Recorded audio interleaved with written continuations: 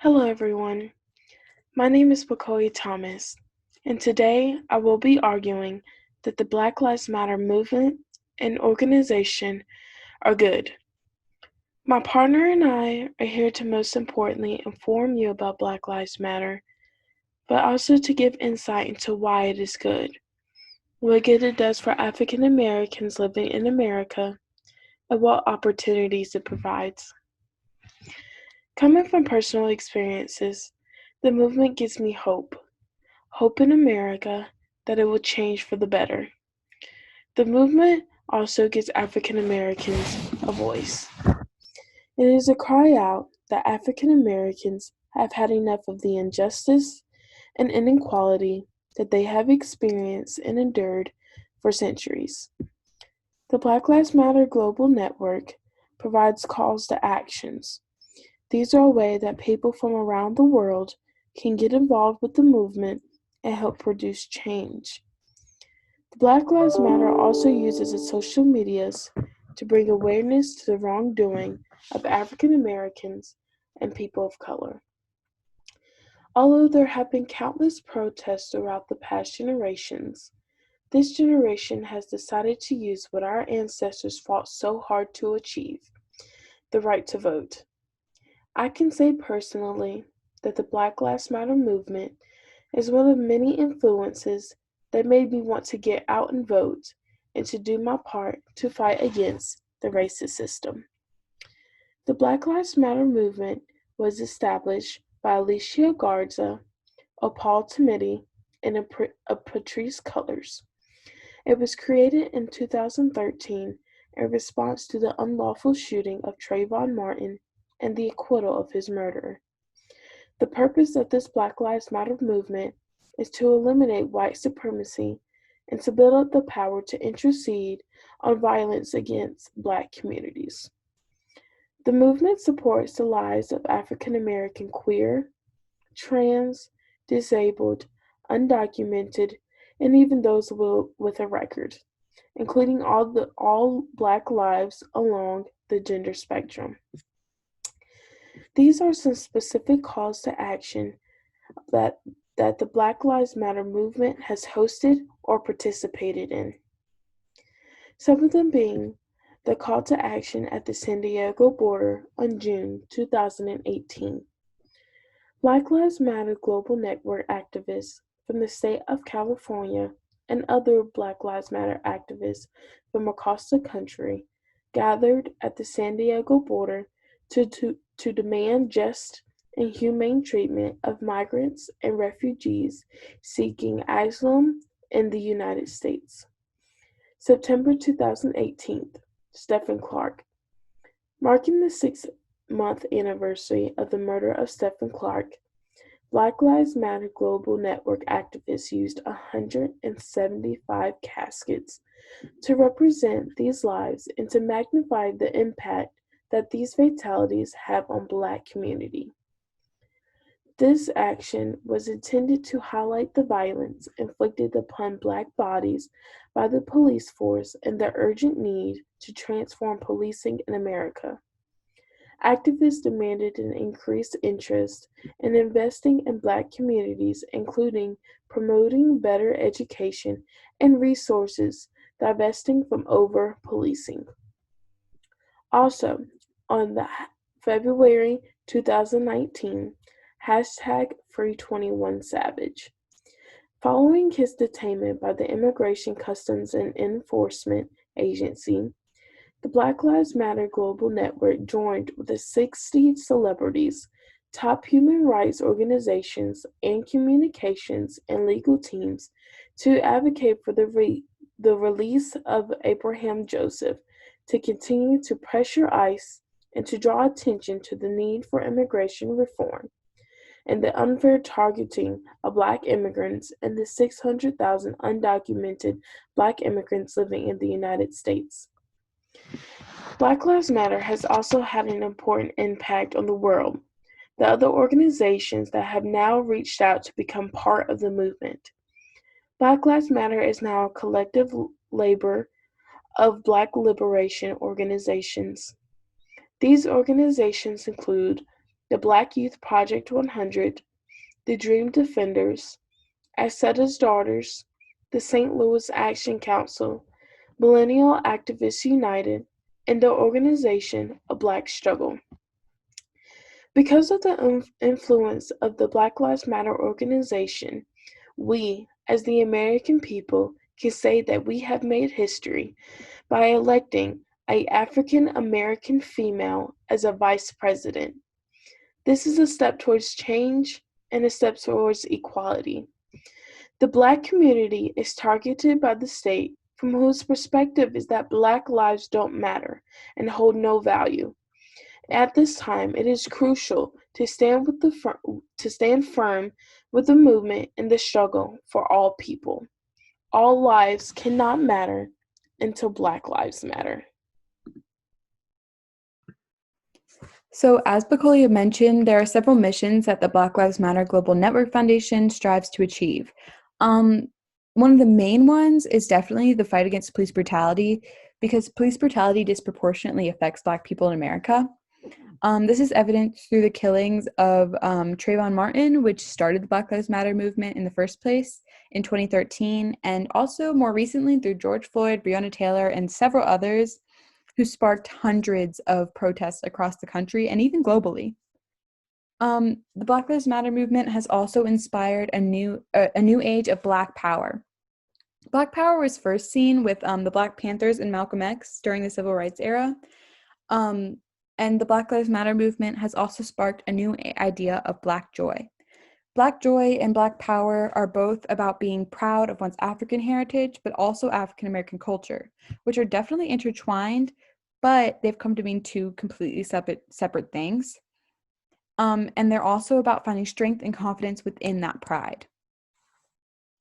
So as of recently, the Black Lives Matter Global Network Foundation has started working closely with other civil rights movements. This includes movements like women's rights, the feminist movement, LGBTQIA rights movement, prison reform movement, and immigration reform movement. The Black Lives Matter Global Network Foundation also proposes legislation against systematic oppression because Black people in America face that every single day. There's more obstacles that they have to overcome that white people just don't. Things such as income inequality, housing inequality, unequal schooling systems, and job opportunities, and wealth disparity. Well, what I said before, while white people might face that, it's not systematically, the system isn't against them as a whole. So Black Lives Matter, like I said before, is associated with many other civil rights movements. I thought it would be really important to talk more about this because today they're kind of one and the same. Like Black Lives Matter goes with a lot of these other movements. Here's a quote directly from the Black Lives Matter website about this. So, we affirm the lives of Black, queer, and trans folks, disabled folks, undocumented folks, folks with records, women, and Black lives all along the gender spectrum. Our network centers those who have been marginalized within Black liberation movements, basically saying that previous movements, such as like civil rights movements, didn't really include Black, trans, and queer people, and it didn't really include Black disabled people.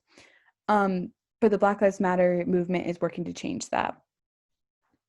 So one of the first movements that BLM is associated with is the immigration reform movement.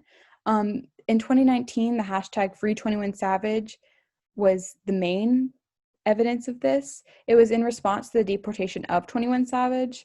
It sparked the call for immigration reform, as many people believe that Black immigrants and immigrants of color are often targeted by ICE and U.S. immigration policy. Another quote from the website is about the San Diego immigration protests that Black Lives Matter held in 2018. And it says, Black Lives Matter activists from across the country gathered at San Diego border to demand just and humane treatment of immigrants and refugees seeking asylum in the United States. It just shows the solidarity between the two. Next, the LGBTQIA movement. So oftentimes, if you go to a Black Lives Matter protest, you'll hear the term Black Trans Lives Matter or Protect Black Trans Women. These stem from the fact that Black trans women are disproportionately affected by hate crimes more than any other demographic in the LGBTQ community. Black Lives Matter is working to protect these women. Next is the women's movement. The most prominent thing that I could find about this was the hashtag Black Women Are Divine. It was a hashtag started by BLM in remembrance of Breonna Taylor, but it's also meant to empower Black women and fight stereotypes placed on them by society. Oftentimes in media, Black women are seen as undesirable, which isn't true because Black women are beautiful. They are divine. Lastly is the prison reform. The Sentencing Project is a group that works for a fair and effective U.S. criminal justice system by producing groundbreaking research to promote reforms in sentencing policy. Recently, this organization adopted Black Lives Matter into their mission statement as they work to end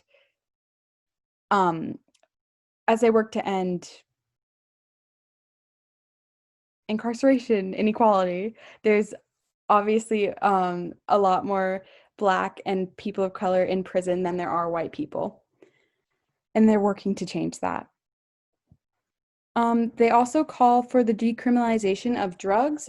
This would allow addicts to go into rehab instead of prison, where they most likely won't find the help that they need. The willingness of Black Lives Matter to help other civil rights movements really shows its dedication to improving the lives of all Black people in our society. And in turn, this will help everyone else. So next, like I said, police reform is a very big issue within the Black Lives Matter movement. So one of the first things that they would be doing to actually do some police reform would be ending qualified immunity. So basically, qualified immunity allows government officials, including police officers and law enforcement officers, to avoid taking personal responsibility for violations of the Constitution, unless they're breaking a clearly stated law.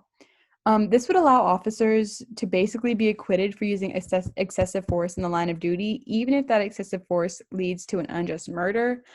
This is exactly what happened in George Floyd's case. They would also want to ban no-knock warrants. The officers who murdered Breonna Taylor were actually operating under a no-knock warrant whenever they murdered her. The problem with these is that oftentimes they violate our right to privacy, which a warrant is trying to prevent in the first place. They would also like to end over-policing of Black neighborhoods. Over-policing of these neighborhoods, it leads to a disproportionate amount of incarcerated Black men and women, and this ultimately hurts Black communities, considering children are left without parents, and when they're left without parents, they're left without stability, and it perpetuates a cycle. Those kids are going to grow up and they're going to go into prison just like their parents because they don't have these opportunities. They have to find other means to survive, such as turning to drugs or turning to gang violence. Lastly, the hashtag defund the police and demilitarize the police, which have been prominent, at least in my social media right now. So basically, these are widespread, but they're also commonly misunderstood. There are calls to take away state funding for law enforcement, and that may seem scary. However, the funds would be redirected into programs that are better suited to handle crime and emergency situations. An example of this is if there is a domestic abuse situation, instead of calling the police, you call someone who is correctly trained to de-escalate this situation, as police are not trained to do that, but they're the ones that are going to be called for that situation. So it would be putting the funds to programs that are better suited to handle situations. So, one of the main cons that is brought up often against Black Lives Matter movement is the riots that happen frequently during the protests and such. It's reported on the news quite often, or at least it was over the summer during the peak times of the protests. So, most of the protests are peaceful and start peacefully, but some do take a violent turn, unfortunately. Many people have been seriously injured trying to protect their businesses during the protests.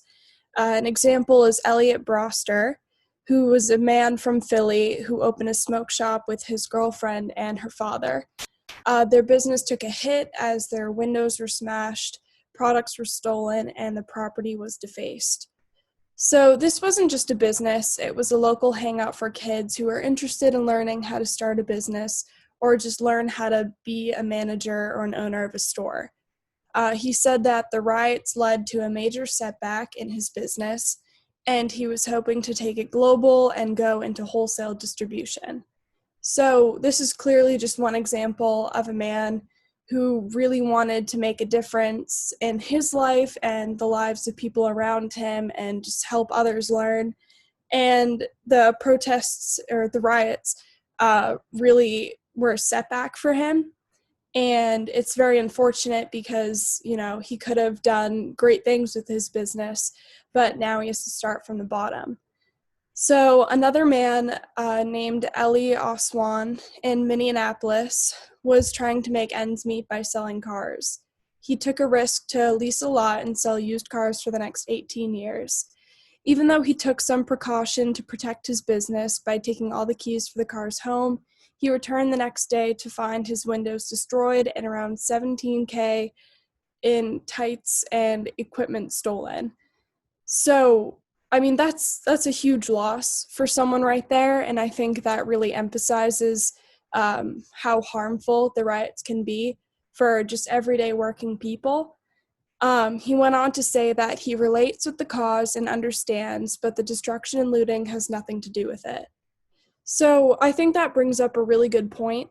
I think the main thing that people are angry about when it comes to the cons of Black Lives Matter movement is the fact that, they're fighting injustice, but they're making it violent in a sense.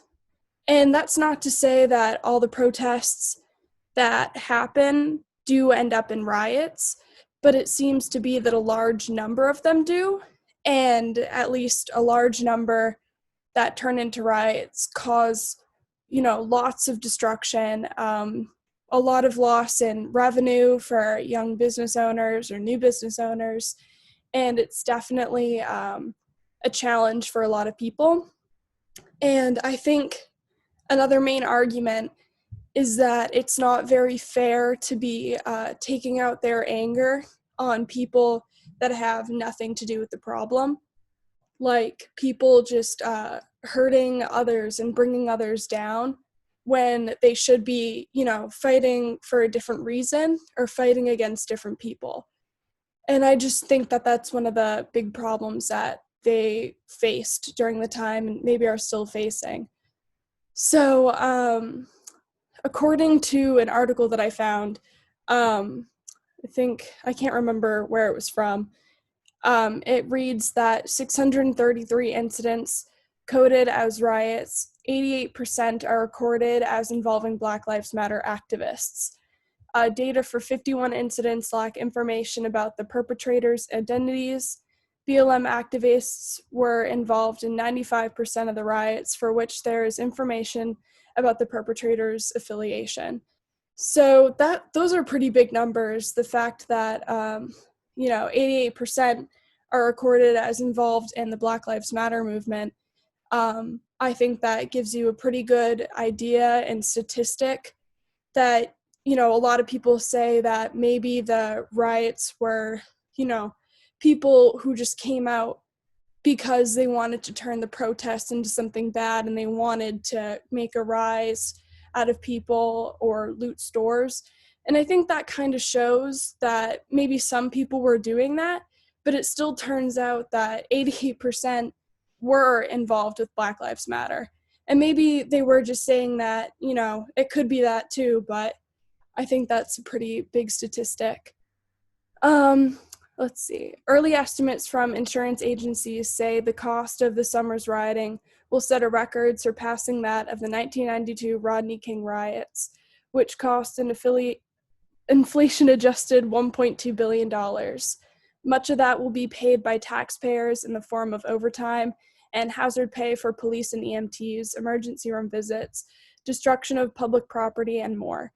So that just kind of shows again that the riots are hurting more people than maybe they intended to hurt, but it still definitely shows that these riots aren't working out maybe the way that was planned. And I think possibly the riots could have just been a demonstration of how angry these people are, and it makes sense. But I don't think that by showing their anger on national television and by, hurting businesses, causing more taxpayer dollars to be spent rebuilding these businesses and building corporations again, whatever was destroyed, I don't think that helps their movement in any way. It sort of just makes people be like, hey, I don't think that what these people are doing is very good. And it sort of sets another bad stigmatism against them.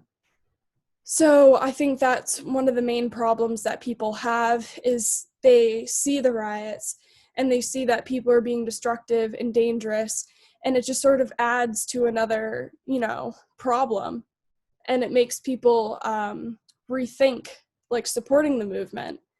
And not to say that everyone does think that, but it's definitely a problem that can, come up. These protests happened all over the US and they were nationally televised. And I think it really just gave the BLM movement a bad reputation simply because of all the destruction that happened. And again, there were peaceful protests, and I think it's a shame that the riots sort of overtook what was supposed to be peaceful. And I think that is definitely one of the main arguments, that the riots are very destructive in America. And I think it was just unfortunate that it had to go about that way, because the protests turn violent and they threaten lives and the livelihood of people in the area. And there's just a lot of damage that happens. And yeah, that's one of the main arguments. Okay, so we did Black Lives Matter as our topic, as you would have seen, because I guess we're going in order here.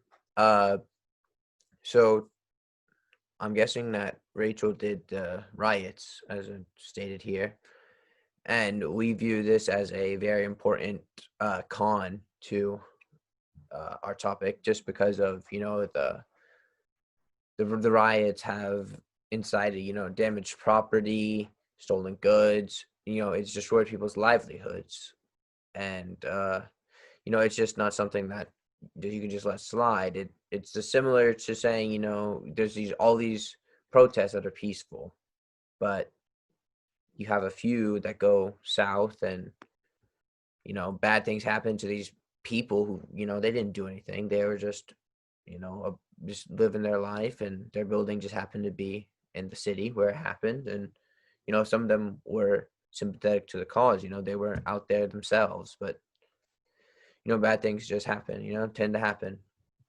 Another area that we didn't really go over here, and just because we felt that the riots, as we see here, and the Breathe Act are the two of the more important things that we should go over. But another thing, we talked about and considered was the ALM, All Lives Matter, Blue Lives Matter, stuff like that. And that, some people feel that the Black Lives Matter movement is pushing them as the Black community above others. And so they are just trying to convey that this fight for equality should be all lives, everyone in it together. But I this is just for the projects. No, this is not how I actually feel. But this is how I am guessing this is how these people would feel, is they feel that BLM is trying to push the Black community to be better than everyone else, when we all know that they're not. They're just trying to become equal, treated fairly like everyone. But just for the sake of the project, we're arguing here that some people don't they don't see eye to eye with what's going on, and they think more of it should be all lives. And then the blue lives matter is the police, and they think about all the good that the police can do. They can robberies, they can help out at sites of crashes, stuff like that. They protect and serve, as their motto is. And there's obviously going to be bad cops, good cops. I mean, if you want to say that, obviously you can say that there are good people that are cops, but all cops are bad.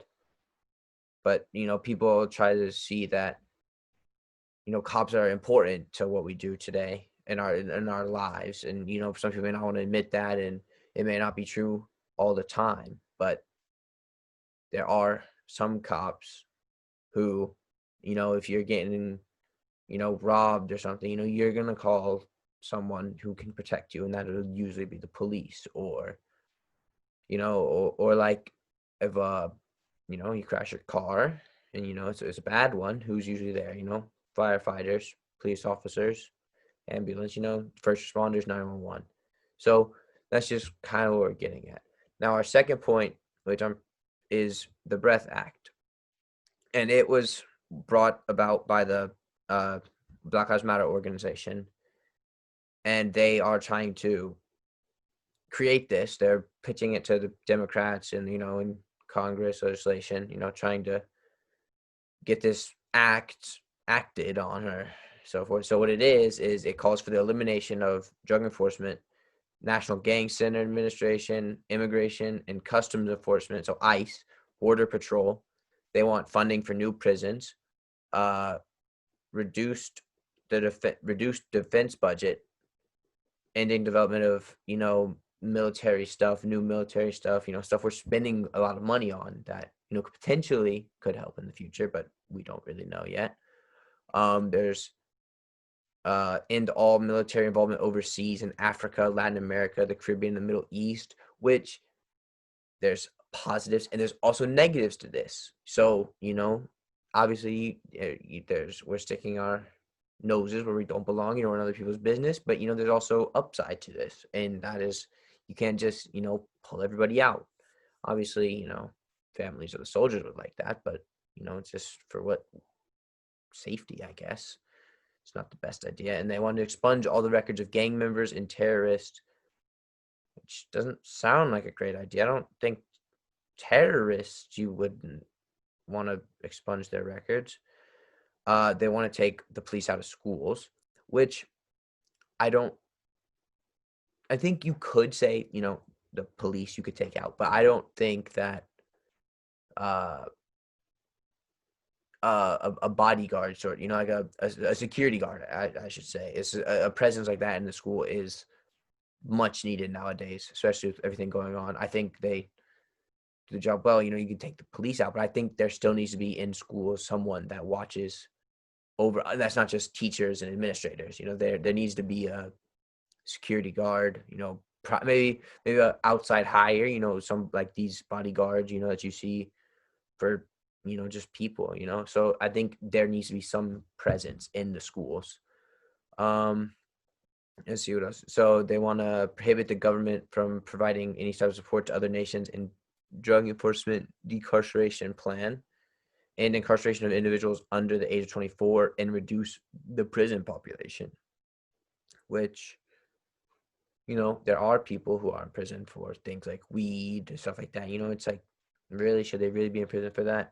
And they're having people who are in prison, falsely accused, stuff like that. And there are people in prison who shouldn't be, or they should be for minimum time, but they're there for longer than they need to be. So I think that there should be a more refined system, but I don't think 50%. And they also want to eliminate the prison population within 10 years, close all federal prisons. I don't see how much good this does for the country. I don't I don't know if that's the best idea, but I mean, this is what they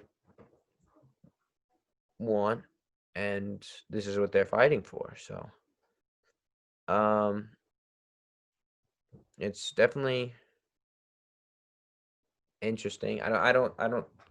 There's good and bad to it, and I think that's the problem is that they're pushing for so much here that it's gone too far in the sense that there's things that you can fight for, but then some of it just doesn't make much sense. It does to do quote unquote, good and bad, but I think in the reality of the things, there's more things that we just can't do than to allow the things that we can. Like getting rid of prisons in 10 years versus saying, you know what, these go back in and take time and look over these cases and future cases to make sure that people aren't going to prison for things that they shouldn't. And I think that's part of the problem that we're looking at here is like, how are you going to fight for all of this? But some of it just doesn't make sense for what's good for our country. And I think that's what the whole thing here is. We want to do what's best for our country and the people in it. So I think that's I